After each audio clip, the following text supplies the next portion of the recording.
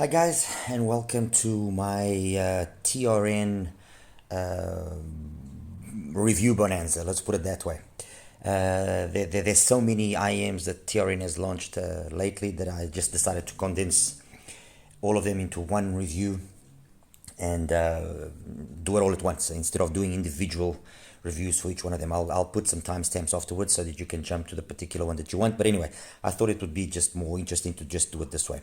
So what have I got for you? I've got TRN MT4, which is TRN's take on a dual DD IM in the budget segment under $20. This is available at around $15 more or less. It sports a 10mm beryllium coated driver and a 6mm PET driver, handling up then the upper mids and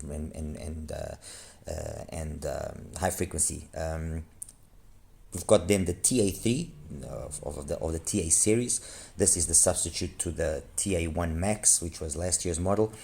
The TA1 Max was a nice set. It was a 10mm beryllium driver, the same one I believe used in the SD5 and in the VX Pro, and a 33518 BA.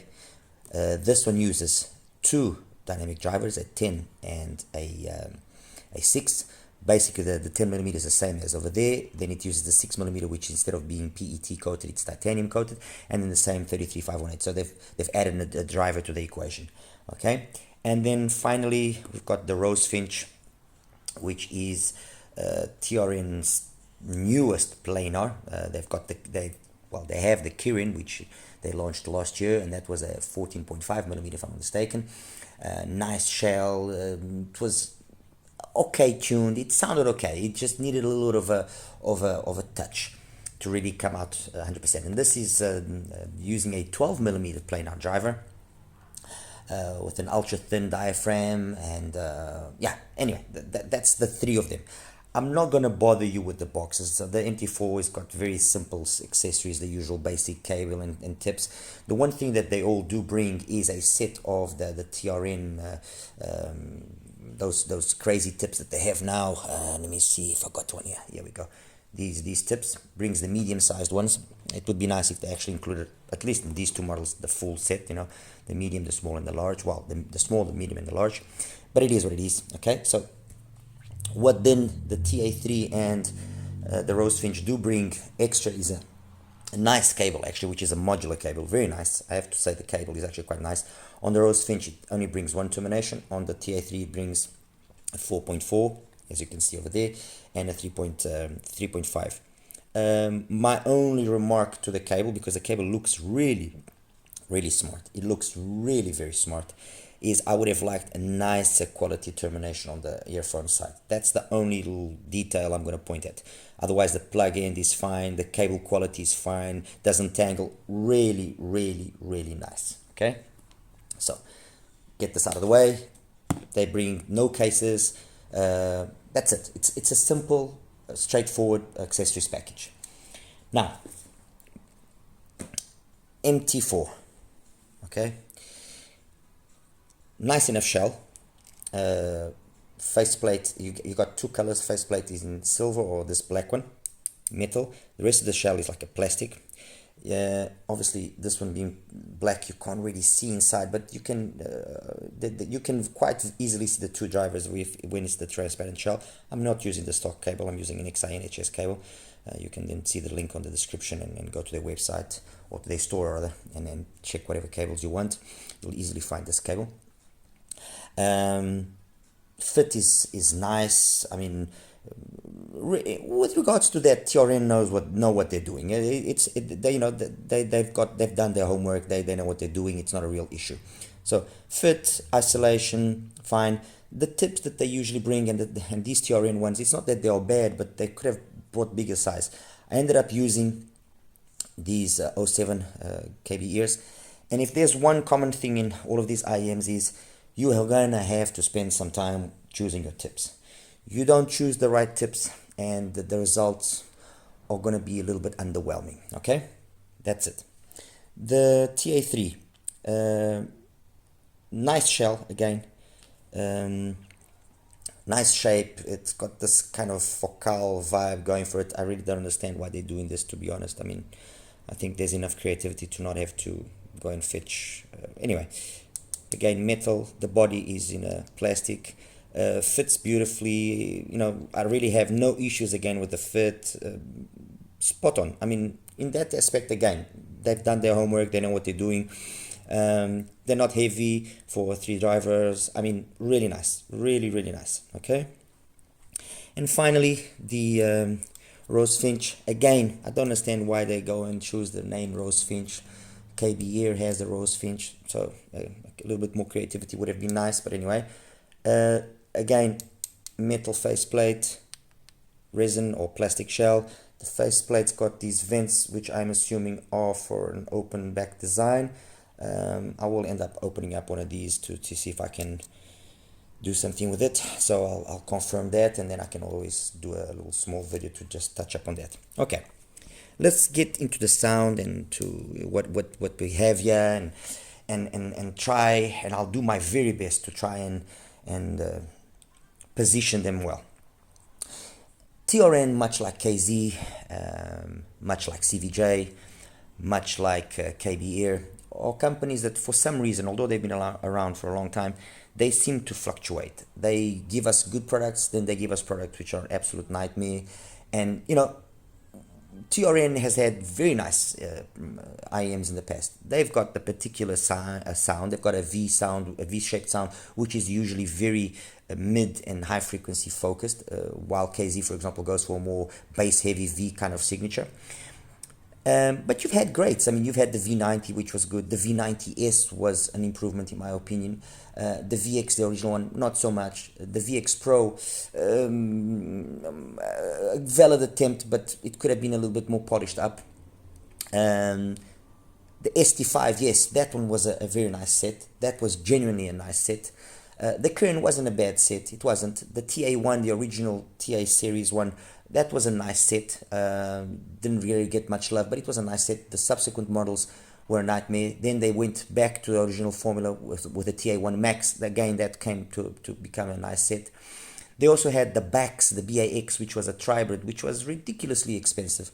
And honestly, for that amount of money, you know, you want, or you expect, you demand almost a better performance.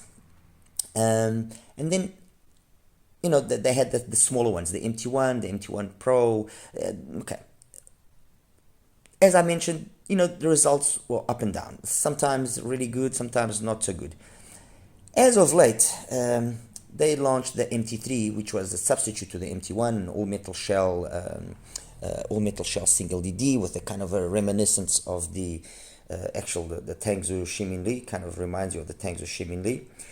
And again, this one got mixed reviews, and it was down to, and the issue with this set really was the tips. You had to choose the tips properly. If you chose the tips properly, the results you got were actually quite amazing. It had nice bass, plenty detail up top, clean. I mean, really, really a pleasure to listen to once the tips were selected properly.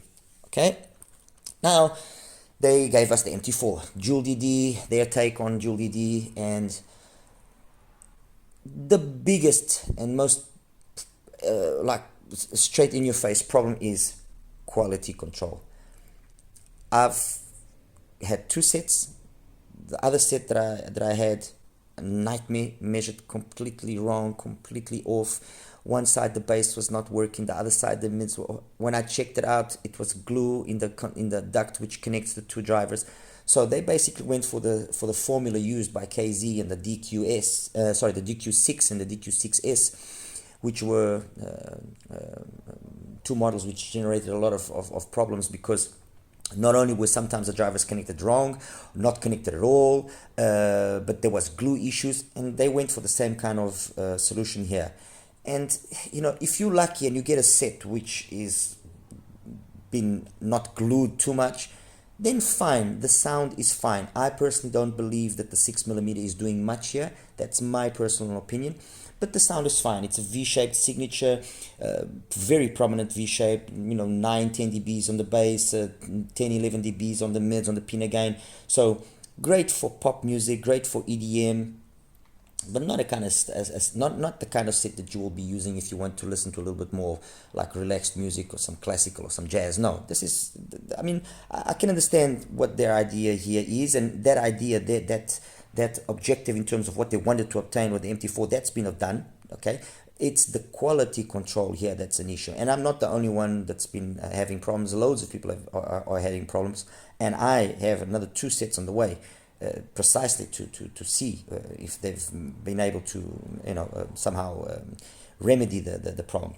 You know, nice bass. That's the main thing. Yeah, I mean, I recall HBB talking about it, and when HBB talked about it, I was already in the process of buying it, and then when he talked about it and he said actually graphs very nicely, I said, okay, well, for him to be saying it's good, then it must be good.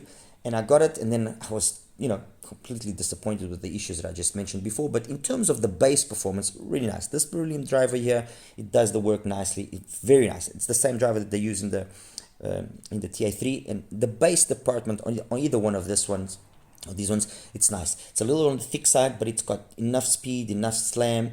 Could do with a little bit more sub bass rumble, but enough slam, enough mid bass thump to make it engaging, entertaining, and keep you going and tapping and so on and so forth. The transition into the mids is done in 2 different manners, although both of them are recessed. How can I put this? I would say that there's enough highs here to keep up with the mids that are present, and to keep up with the bass, and whatever sibilance or signs of sibilance or peakiness that the graph might show, they kind of get camouflaged by the fact that the bass is so not overpowering, but so present. So it kind of helps out to minimize whatever issues could arise from those sections of the frequency response not being done in the most ideal manner. Let's put it that way. In terms of soundstage, it's fine. I mean, technicalities, yeah, we're talking $16, people. So let's not demand a lot. Soundstage, it's fine. I mean, it's got decent width, but the height and the depth is not really anything spectacular. Imaging is again fine. Detail retrieval is again fine. I mean, the overall balance is decent. Tonally, I don't. That's where my thing starts coming in. I don't think that tonally it's correct the way at least I would prefer it to be correct. And I'm not being demanding, because I'm keeping in mind it's a $16 set, but I'm going to show you other sets here which cost about the same, which tonally or better. So the timbre and the tonality are better. The way that like I was saying earlier, but the way that the bass to mids has been done here, the male vocals sound a little bit recessed. You have this forwardness on the female vocals, which makes it engaging, yes, but on certain songs and like Chemistry of Love, for example, is a song that I usually use quite often. It can get a little bit aggressive. It can get a little bit in your face. It feels good from Rashaan Peterson as well. Although it's a male, the amount of instrument, the instruments that are there present can be just a little bit too energetic or overly energetic, and it gets fatiguing after a while. Compared, there are other two dynamic driver IEMs, but compared to probably the main competitor, which is the BGVP scale, and there's 2 versions, one with the BA and then the dual DD one, which is this one. It is a superior IM, period. Game over. I mean, no need for me to elaborate too much. Compared to the scale, the MT4 is a better IM. What the scale does do better than the MT4 is the mids and the highs, but the mid bass thump that this has is so overemphasized, so thick, so that it's just a nightmare. I retuned this particular scale and retuned. Yeah, that's a different story. This thing retuned, so basically controlling the bass DD, making it sound the way it should have probably been made to sound. It sounds absolutely tremendous. It's really nice. It reminds us of the sound of, for example, a KZ EDA balanced. Very nice sounding. Okay, so that's the scale out of the way. Compared to the QKZ, the HBB, the single DD initial collaboration that HB did with QKZ based on the Zeus. Yes, there's more detail on the MT4. There's a little bit more detail on the MT4, but in terms of bass, the QKZ is better. In terms of overall balance, I would still prefer the QKZ. In terms of tonality, I would still prefer the QKZ. So although this is a single DD and this is a dual DD, the QKZ is able to keep up with the MT4 easily and beat it at least at those aspects which I consider, fundamental to me. So that's the QKZ also out of the way there, right? Okay, that's out of the way.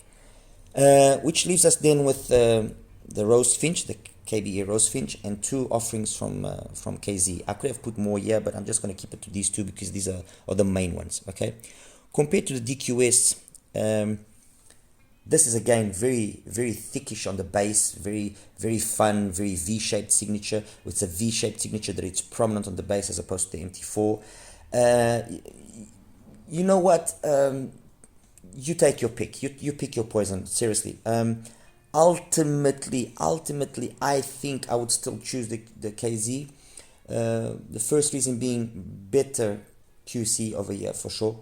I mean, I've got multiple KZ sets and very seldom do I see any big channel imbalances and so on and so forth, something which I see quite often in TRN, unfortunately. And I say this, and I'm a fan of TRN. I haven't stopped buying TRN because of that. I like TRN. I've got one of my very first HiFi sets was a V80. I still own it and I still listen to it once in a while. And it's a great set. It's nice. It's really nice set. So the DQS compared to the MT4, I personally think it's a better set. Sorry about that. As I was saying, the KBE Rosefich, this thing has got massive amounts of bass, crazy amounts of bass, and I'm looking forward to comparing it with the Legato based on that. Compared with the MT4, okay, this is a set that I would definitely take over the MT4, even though it's got crazy amount of bass. The way the mids and the highs have been done here is really well done, really well executed, and I think ends up being a more entertaining set, a more correct sounding set than the MT4. Okay, finally, KZ ZVX. I don't think I really have to say much. This is KZ's best single DD. Okay. While the Rosefich costs about the same, $15-16, this is already a little bit more. It's like $22, but it's well deserving. It's well deserving. Nice shell, nice sound. It is just a really very nice set. KZ ZVX is a definite choice over the MT4. So in conclusion, just to summarize here the MT4, so we can move along. MT4, a valid attempt at the dual DD. Better than the scale, unquestionably better than the scale. Compared to the single DD offerings that there are, it's a hard one because you have the Zeus, the HBB collaboration, which is really nice, which I think is a better set. One, and I mean, from what I understand, loads of them have been sold and not really that many issues with quality control. You have the Rosefich from KBE. I also personally think it's a better set and costs about the same. And you have the ZVX, which is a little bit more expensive, but definitely better. In my opinion, there is absolutely nothing that the MT4 does better than the ZVX. Nothing. From the quality of the bass to the way that it matches with the mids and how it carries on throughout, there's absolutely nothing that it does better. So there are better options. There are more solid options. It's a fun V-shaped signature you want. Fine, okay, great, fantastic. But that's a better one. The HBB is a better one. This is a better one, while being even more versatile with regards to then the different genres of music you can play. So that's out of the way. Okay, let's now go and talk about the TRN, the TA3. The TA3 being a dual DD and a BA, and being priced at the value that it's priced, which is roughly $55, give or take.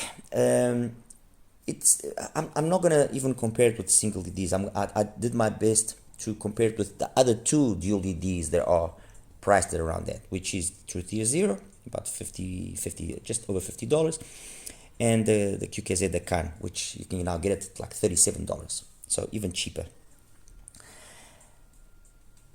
This is not a bad sounding set when it comes to the bass, no, but much like the Zero, it has an early pinna gain, which makes female voices sound forward, it gives them this energy which lays back too much than the male vocals, makes some instruments just sound off, and coupled to that, just after that initial pinna gain, which peaks at around 2, you have this dip, so it just sounds incomplete. It's not that it sounds bad, it sounds incomplete. And when you compare it with the Zero and with the Can, you notice it very well. These two are more sub-bass focused, but the difference in mid-bass thump is not as prominent as you would think, okay? Not as prominent as you think, and when I show you the graphs, you'll understand. As for mids and highs, both of these walk all over the TA3. I'm sorry to say that, but they are superior, period. More balanced, better execution, more detailed retrieval, everything there is superior to the TA3. It is. And this makes me touch up on an issue which again has been the issue of the MT4, which is tune things properly. I can understand research and development costs money, but it doesn't take much to tune it properly. Come on, just spend a little bit extra time and tune it properly, because you are competing in a very highly competitive market. You are putting your product at the price range which there's tons of other products, and you don't want to have a product which just lasts a month and then it's out and you just sold a few units and that's it. No, you want to have a product which continues to sell, which is liked by people, which people will talk about even in 6 months time when you do have a substitute for it. So you want to do something like that, and the TA3, the potential is there. The potential is truly there. Actually, a curiosity, this has got a signature which is very reminiscent of the V80. And when I listened to it the first time, it reminded me of the TRN V80. The V80, for those that don't know, was a dual dynamic as well, coaxially mounted at 10 and a 6mm, with then the BAs also in the nozzle like over here. Sounded amazing. For the time, it was amazing. This is now, that was 2018. This is 2023, 5 years later. You can do a similar tuning, but touch up on it, fix it, make it better, make it more polish it up. Why that dip after the 2K? I don't understand. It just makes everything sound closed down. So you open up everything and then all of a sudden you just close down again. Why? And then when you compare with the competition, you don't stand a chance. That's the reality. You don't stand a chance. It's got a nice build. It's nice cable. The potential in terms of the hardware is there, but it's subpar. So if you listen to it on its own, yeah, it's fine. Again, great. If you're listening to just pop and some EDM and so on, yes, you got loads of treble up top there, loads of detail, but it just sounds recessed in the mids. The mids, upper mids, they just, I don't know, they're just lacking that life that you have in these two. So anyway, that's out of the way. Finally, the Rosefich, and I'm only going to compare it with the only other planar which is almost the same price, which is the HiFi version of the PR one. There's the Balance, the HiFi, and the Pro. The HiFi version costs about $55 right now. This costs $45, like I mentioned, $45, $46, almost the same price. And again, I asked TRN, why did you rush the tuning? You listen to it on its own. It sounds fine. It sounds okay. You don't. It's not going to blow your socks off. It's not going to surprise you like the other two also. But it sounds okay. It's got loads of thump. Not much ultimate sub bass, but loads of thump. Let's not forget that on planars, much like on BAs, the way that the bass curve is done is not always synonymous with how the bass is going to be. So you can get away with a bit more graphically with a bit more of a bump like on BAs, and that doesn't necessarily mean that it's going to be thick or anything, but it's got ample mid-bass thump, and then the way that the rest of the curve, it's been done, in my opinion, in a careless manner. and were it not for the driver to being of a good quality, and that's you can feel that it's a good quality driver. This is a better driver than in the Kirin, I can tell you that much. This is a better quality Planar driver than on the Kirin. Because in the Kirin, I retuned it, I played around with it, and to get something out of it was an absolute nightmare. I can tell you that much. To really make it sound, it was a nightmare. Not that it sounded bad, but when you compared it with the other Planars, the S12s, the P1 Maxes, the Timeless, it was like on a different group. This, when it comes to its quality of the driver, very good quality driver. So nice mid bass thump. The transition into the mid, it's not bad. It's got a nice gradual pinna gain. It's then that area there between 5 and 10, let's put it that way, it just gets a little bit out of control. And what that means is that some female voices will shout, there will be some sibilance, there will be some harshness, which is unnecessary. All of that could have been very well controlled, very well overcome with a little bit more of time spent in tuning it a little bit carefully.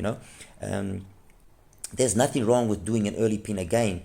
There's nothing wrong with that. People sometimes think, no, there's nothing wrong. A perfect example of that, for example, is the Noli VX. The Noli VX, when you actually switch on the mid switch, the mid boost switch, the pinna gain starts earlier. 1K, it's already up there. But the way that then the rest is done after that is so well that it just sounds very coherent. So there's nothing wrong with doing that over here. They purposely, you can see on the graph when I showed that they purposely delayed that pinna gain. And I've seen a video that HiFi has done on this where you remove the filter and it shoots up that area there before, so that the initial pinna gain starts earlier. It just needs to be done properly. When compared, when you've listened to it, okay, fine, okay, it sounds all right. When you compare it to the HiFi version, there's no comparison. I mean, this is a superior IEM by far a superior IEM. So again, my question is, this might sound like it's me not wanting to help TRN or me wanting to bring down TRN. No, this is not me wanting to bring down TRN in any way. This is me just trying to understand why a little bit extra time wasn't spent in really polishing up the tuning, because the hardware is good. Nice Beryllium driver there, nice Beryllium driver here, nice Planar driver here. Hardware wise, everything is nice. It's they could have done a little bit of a better crossover network over here to actually match these two drivers together, and it sounded properly. They could have done the same thing here, and definitely this could do with a little bit more tuning, a little bit more polishing up, and these three could have been real success stories. And as they are, they will just be another 3 IMs that will pass under the radar, and instead of being IMs that shine for TRN, that put TRN's name out there, it just brings the name down. So I just don't understand. I don't understand. I'm just lost for words, honestly. Anyway, guys, I'll show you the graphs now, and we'll wrap it up afterwards. Thank you. Take care. Hi guys, and welcome now to the graph section for the MT4, TA3 and Rosefich. We'll start with the MT4 first. Excuse me. And this is the graph of the MT4. So by itself, because you can see, it's not an offensive graph. Yes, a significant V, 9, 10 dBs of pinna on the bass side, same thing on the treble. Mids, therefore would end up being scooped. Some extension over there that in listening to it you don't really notice. This peak at 5, because of all the space, actually gets brought down, camouflaged, let's say. So yeah, look, if I have to quickly just put a graph of something older from TRN, just for you to get a bit of perception where this is and what it is, let's put here, for example, this one. Okay, this is the original MT1. Okay, original TRN MT1. A little bit less bass, but you know, single driver. There's two drivers on the MT4. The way this is graphing, I don't know. Anyway, this is the MT4 as it is, and then compared to the only, well, it's the only one that I really have that I can compare it to at this at this kind of low price point, and also being a double DD, I have the BGVP, the scale. And as you can see, the scale is actually not bad here. Over this, in this area, it's actually not bad. It's toned down, it's more linear, so everything is within a tighter bandwidth. I mean, we're talking about 8 dB, 9 dB of PINA, 8, 9, so more modest. But the reality is, the second driver, it's way more noticeable than on the MT4. Overall, the MT4 is superior. It is. I'm not gonna say that it isn't. Now, this retuned, that's a different story, but we're not gonna get into that. So that's out of the way. Compared to the QKZ, same kind of bass, and this whole area here has been very, relaxed, very mellowed back, very brought down so that it's not aggressive or anything. And so in that aspect, it's a very smooth sounding IM. Yes, the detailed retrieval could be better, the technicalities could be better, but it is what it is. Okay, that's against the QKZ. I'm sure it's quite self-explanatory. Against now the KZ ZVX. I mean, the ZVX just graphs so nice, smooth bass, almost flat by 300 hertz. It's flat, nice progressive PINA, peaking it close to 3K, drops off nicely, Kepler related, and some extent. I mean, I think it speaks for itself again. Definitely, I would take the KZ over the MT4. Definitely, no questions. And finally, compared to the DQS, which is the more, let's say, V of this generation, again, same kind of bass. But even this whole area up top here is cleaner. It's more well executed, in my opinion. It is what it is. There you go, my friends. Okay, next one. Let's talk TA3. TA3. There we go. Number 7. That's it. Okay, that's the graph of the TA3. You look at it, and it's not like it's offensive or anything. No, it's not. The bass, if I have to quickly just bring up here now the MT4 again, just so that you guys can see what I was saying about the bass being very similar. Let me just bring it down, align it. The bass of the MT4 and the TA3 are, in essence, basically identical, as you can see. Okay. MT4 maybe just a smidge, a little bit more, but the bass is well done. Then the PINA gain on the MT4 is more of a normal PINA gain, although accentuated and peaks at 2.5 roughly. The TA3 has got an earlier PINA gain. Okay, and then it's got this dip here. I mean, what is this for? And then the dip here at 5 makes sense, and then it shoots back up, and then some extension past. I don't understand it. To compare it to what I was telling you, which is one of my favorite IEMs, and I still own it and I still listen to it, which is the TRN, the V80. Okay, there we go. That's it, number 19. Okay, this is the V80. You see how similar they graph, how similar they are. But now, for some reason, and maybe it's the fact that it's got this extra energy here. I don't know what it is, but the V80 just sounds not as recessed, because that's the, with the music, with like electronic music and so on and so forth, you won't really notice the TA3 being that recessed. But when you get onto vocals, then you definitely do notice that the mids are recessed. It's pulled back. It just sounds like it's missing a chunk of information, And maybe the V80, the way they've done it here, I don't know. This is to a certain extent coupler related, but also there's the true peak. But this ends up, this whole area between 4 and 10 ends up being, I would say, perhaps overall flatter, if you would try and flatten this out and equalize it, than on the TA3.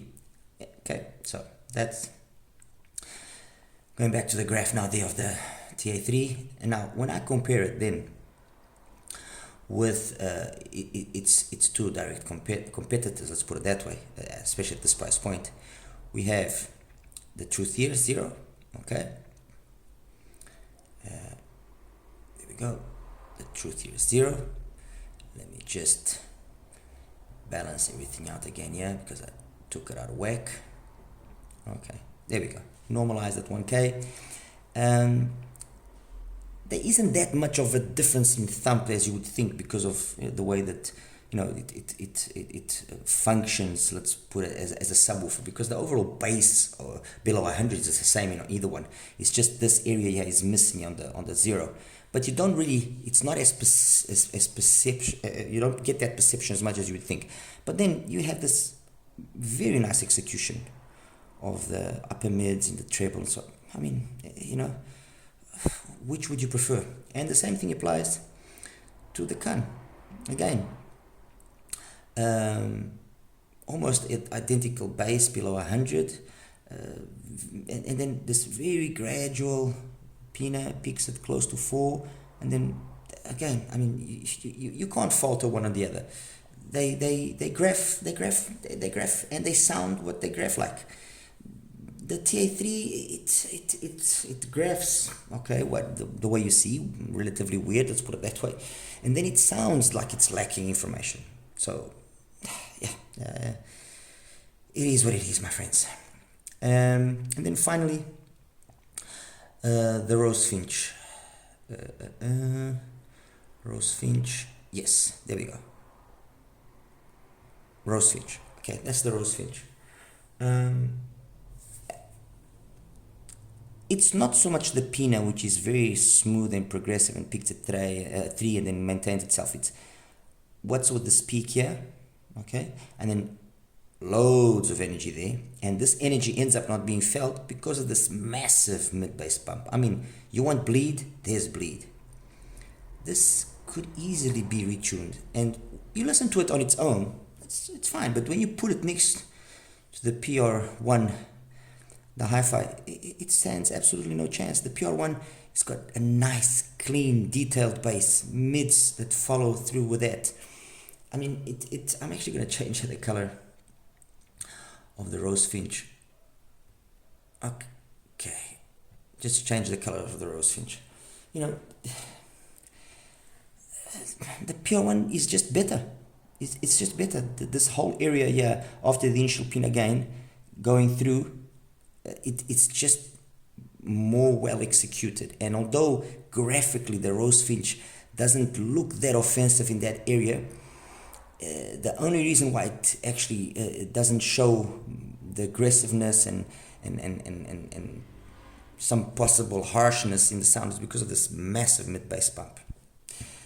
Anyway, guys, look, that's the Rosefich. Show you here again for the last time the MT4, which is